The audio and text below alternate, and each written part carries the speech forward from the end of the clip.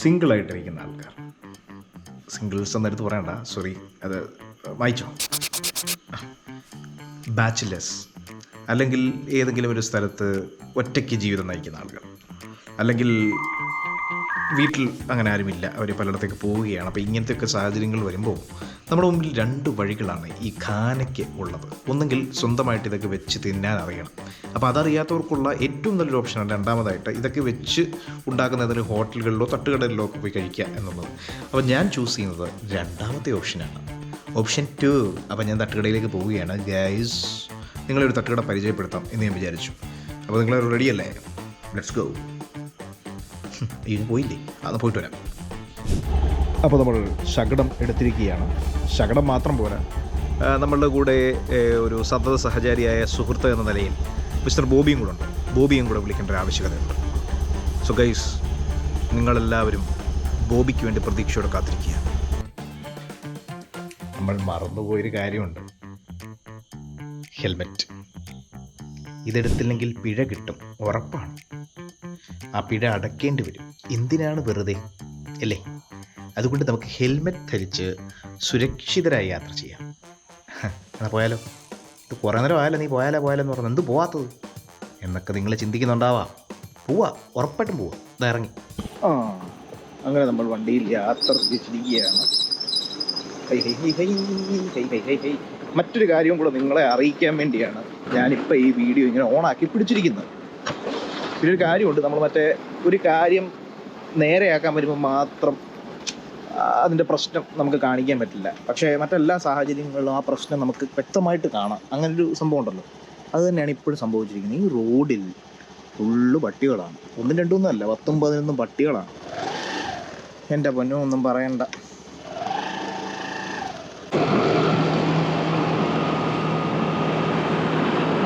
അപ്പോൾ നിങ്ങളിപ്പോൾ കണ്ടതാണ് നമ്മുടെ നാട്ടിലെ പട്ടികൾ.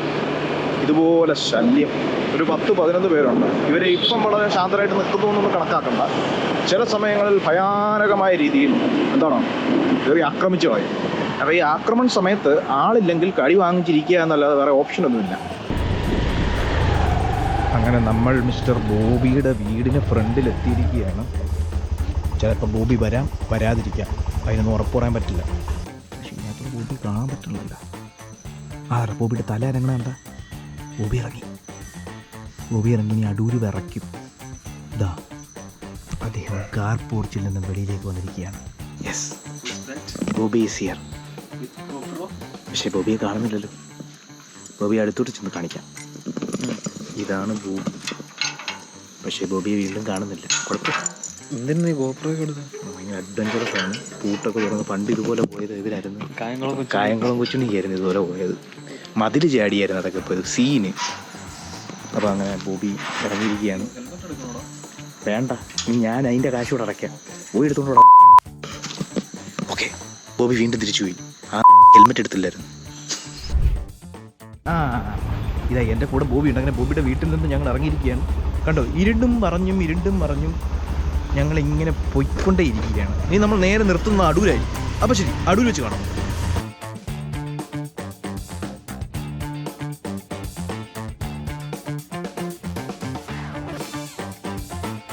The destination is on your left.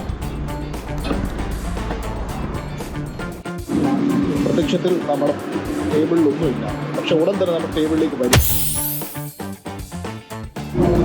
Bobby ക്ഷീണിതനാണ്. അദ്ദേഹത്തിന് ഉറക്കം വരുന്നു. കുഴിച്ചു ചന്തി. കുറച്ച് ഗ്രേവി ഉണ്ടോ? ഒത്തിരി ഗ്രേവി വെച്ചു.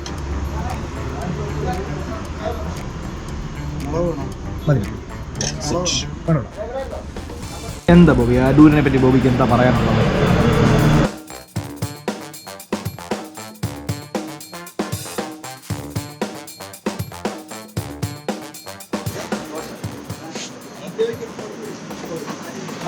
ഇത് കഴിച്ചിട്ട് റിവ്യൂ പറയണം.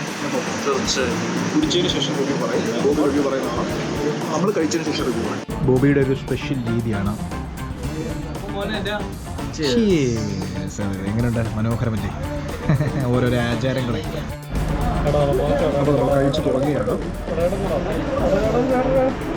എന്തുവാടെ? ബോബിയുടെ പേര് വലുതെന്നാണ് ബോബി പറഞ്ഞത്. നിങ്ങൾക്ക് എന്ത് തോന്നുന്നു? ബോബിയുടെ പേര് വന്നത് എന്താണ് പ്രശ്നം? I don't know. Please off.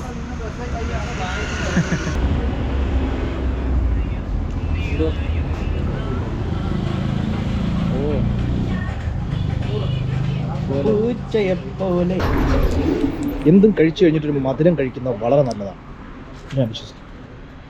So ഇതാണ് നമ്മുടെ കട. അവിടെ എല്ലാ ഡയറക്ഷൻ വരെ ഇവിടെ കൃത്യമായിട്ട് എഴുതി വെച്ചിട്ടുണ്ട്. നിങ്ങൾ എങ്ങനെ വരണം, എങ്ങോട്ട് പോകുമ്പോഴാണ് ഈ കട എന്നുള്ളതൊക്കെ കൃത്യമായിട്ട് എഴുതി വെച്ചിട്ടുണ്ട്. തട്ടകം തനിനാടൻ ഭക്ഷണശാല ഇവിടെയാണ് നമ്മളിപ്പോൾ ഉള്ളത്. അപ്പോൾ നമ്മൾ തിരിച്ച് വീട്ടിലേക്ക് പോകുന്നു. Let's move.